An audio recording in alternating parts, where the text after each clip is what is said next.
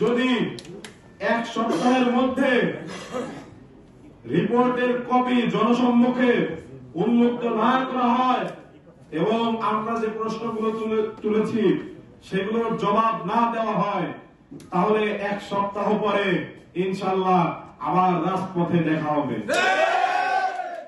ধন্যবাদ সকলকে।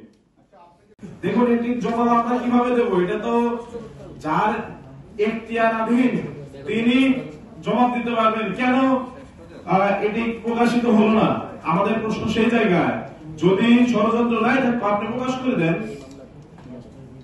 আমরা তো দেখেছি, আমি তো উদাহরণ দিলাম যে কোর্ট বসানো নিয়েও ষড়যন্ত্র হয়েছে এবং বারবার আমাদের তরফ থেকে বলা হচ্ছিল কোর্ট বসার কথা কেরানীগঞ্জে, কিন্তু কোর্ট তারা বসালো সেই ঢাকা আলিয়া মাদ্রাসায়। তারপর সব নথিপত্র পুড়িয়ে দেওয়া হলো। রাজনৈতিক ষড়যন্ত্র বিগত সময়ে হয়েছে বিধায় এই সন্দেহ আমাদের মনে এসেছে। ধন্যবাদ।